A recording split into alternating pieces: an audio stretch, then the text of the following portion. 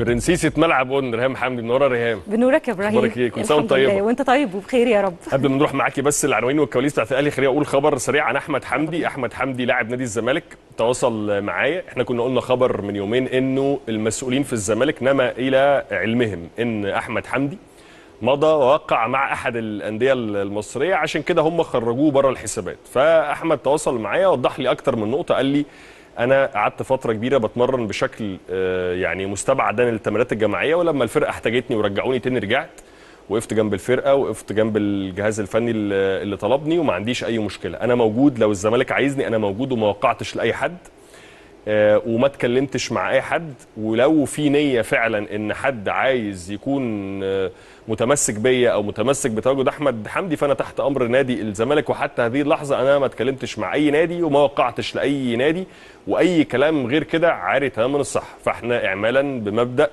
اعطاء الحق واعطاء الفرصه للرد ذكرنا الخبر اللي جالنا من نادي الزمالك، وبنشكر دلوقتي الرد عليه من قبل اللاعب نفسه هو احمد حمدي. ريهام، بدايتنا مع ماتش الترجي وجمهور الاهلي عايز يطمن على الفرقه وعلى حاله المصابين. كان في طبعا زيزو كان اشتكى شويه من كدمه في الانكل خلال المباراه اللي فاتت، لكن اللاعب بيتمرن بشكل عادي جدا مع الفريق في التدريبات اللي فاتت يعني والنهارده، وهيكون متواجد بشكل طبيعي جدا في المباراه باذن الله، يعني مش هيغيب. اللاعب الثاني هو ياسين مرعي طبعا اللي لسه متواجد في الاصابه، وللاسف اللاعب لسه لحد دلوقتي بيتاهل في الجيم، يعني لسه حتى ما نزلش تدريبات كوره ولا اي حاجه. وفي نفس الوقت النادي الاهلي مش مستعجل على ياسين، خاصه ان بعد المباراه في توقف دولي وكده، فسايبين ان هو ياخد وقته في العلاج بشكل كويس قبل ما يرجع مع الفرقه. يعني كده كله جاهز ما عدا ياسين؟ ما عدا ياسين مرعي بالظبط تمام كده. طبعا ياسين وكريم فؤاد، لان كريم خلاص مفهوم. لسه قدامه شويه، يعني 5 أسابيع مثلا او حاجه. طيب القصه بقى بتاعت الجمهور واستئناف الاهلي فيها ايه جديد؟ للاسف لحد اللحظه دي خلاص ما فيش جماهير للنادي الاهلي. النادي الاهلي بالفعل عمل الاجتماع الامني وتم ابلاغ كل الجهات المعنيه بالمباراه سواء التنظيميه او الجهات الامنيه ان خلاص ما فيش جمهور للمباراه، وحتى الاجتماع الفني تم عقده والمباراه بس بالحضور المسؤولين من الاهلي والترجي والصحافه بس، مش اكتر من كده. تمام، نروح الى العنوان التالي. بند سري جديد في عقد كاموتش. اللي عامل لنا مشاكل ده من يوم ما جه والله. قعدنا مستنيين المهاجم وفي الاخر جه عمل لنا المشاكل دي كلها.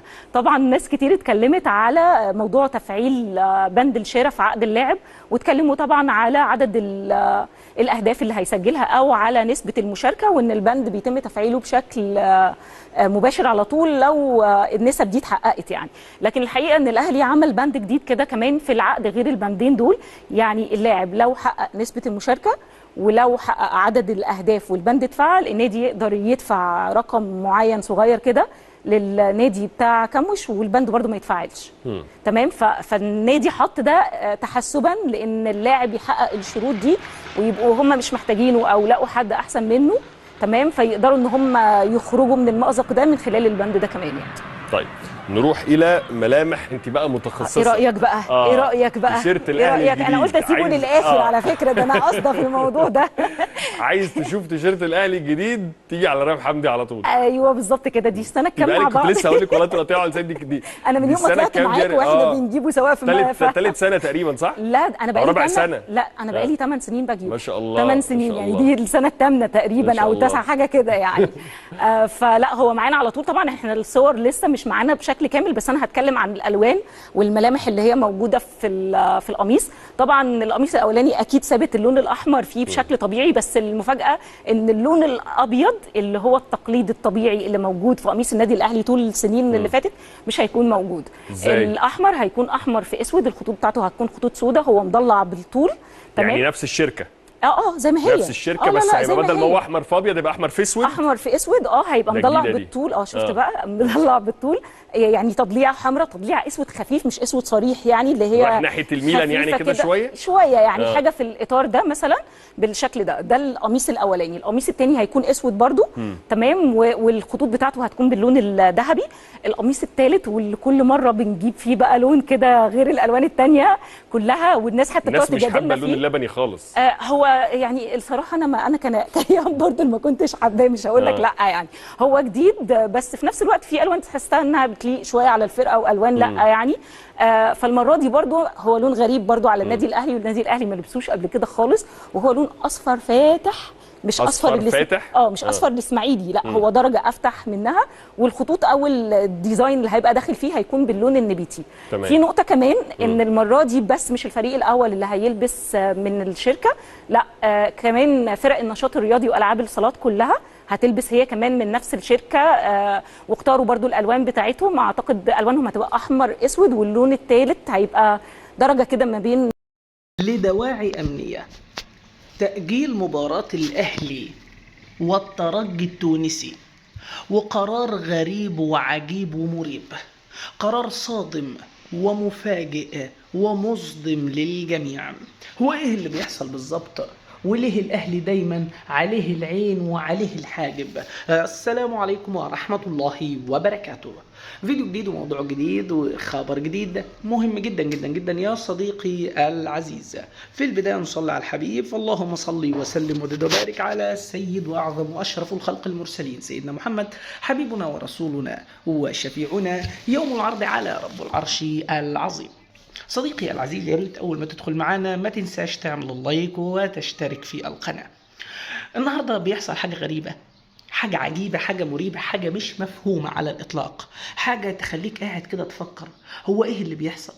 وليه الأهلي دايما بيحدث له تعنتات واضحة ومباشرة وصريحة وغير مفهومة وغير فلسفية أو منطقية؟ النهاردة النادي الأهلي يا حضرات المفروض على موعد مع مباراة غدا أمام الترجي التونسي. بنتفاجأ جميعا أن الموقع الرسمي للتذاكر بيقدم اعتذار للجماهير وبيسترد لهم قيمة التذكرة. الله، عطل مفاجئ ولا اللعبة وحنكة سياسية؟ عطل مفاجئ ولا أزمة وافتعال مشكلة رئيسية؟ عطل مفاجئ ولا في حد ليه يد في الموضوع؟ بكل تأكيد لو أي حد تاني في وضع طبيعي هيقول لا طبعا مفيش حد هيبقى ليه مصلحة إن النادي الأهلي مباراته تتأجل أو تتلعب بدون جماهير. لكن تفاجأنا إن في أساس الموضوع أصلا الأهلي معاقب بأن يلعب مباريتين بدون حضور جماهيري. لما سألنا وتواصلنا قالوا يا جماعة الخير يا أهل الطيبين، انتوا حجزتوا تذاكر لمباراة الأجهزة الأمنية عندنا ما جالهاش اختار بأن تلعب هذه المباراة. يبقى أنت التذاكر اللي حضرتك حجزتها واللي حضرتك حجزتيها هي ما إلا شيء روتيني في الموقع، بتدخل تحجز تذكرة لمباراة معينة بيتم خصم التذكرة، فلما بيتم تأكيدها أو عدم تأكيدها بتاخد حوالي نص ساعة لساعة ل 48 ساعة. فحضرتك أول نص ساعة لساعة ما جالكش أي رد، فأنت افتكرت إن الماتش سيلعب بجماهير. بعدها تفاجأنا جميعا أن كل التذاكر تم استرداد قيمتها مجددا لأصحاب الإيميلات على الموقع. وبمعنى هذا الكلام إيه؟ بمعنى هذا الكلام إن المباراة مفيش فيها أي مشكلة من حيث الوجود الجماهيري، لأنها مباراة غير مستعدة أمنيا لها. في قانون في الكاف بيسمح لك بالحضور الجماهيري بسعة 2000 فرد.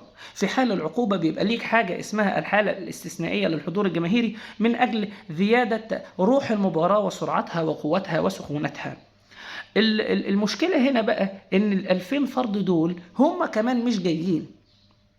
2000 فرد دول رفض أمنيا حضورهم. المباراة ستلعب بلا فرد جمهوري.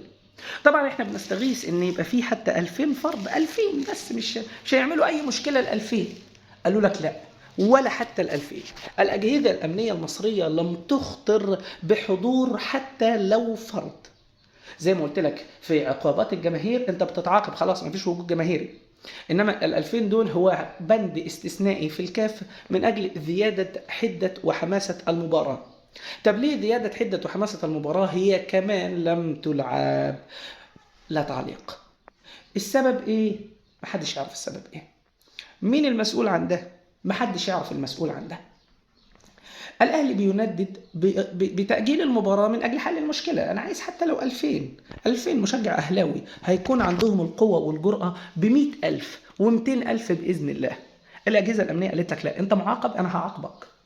أنت معاقب، ما معكش في أوبشن أو فرصة إن أنت تلعب بجمهور. خلاص يبقى أنا هطبق اللوائح والقوانين عليك ومش هلعبك بجمهور. هطبق اللوائح والقوانين عليك، مش هلعبك بجمهور حتى ولو الكاف سامح لك بوجود جمهور. ده معناته ايه؟ ده معناته علامات استفهام كتيرة بيه.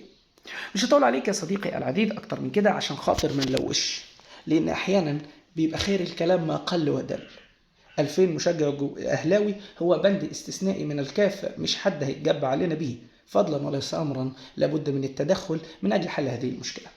مش هطول عليكم أكتر من كده، كل عام وأنتم بخير. ما تنساش تتفاعل مع الحلقة وتطالب بالحضور الجماهيري الاستثنائي من أجل الضغط لتنفيذ قرارات الأهلي، وتتفاعل مع الحلقة باللايك وبالاشتراك وتشارك بالتعليقات. والسلام عليكم ورحمة الله وبركاته.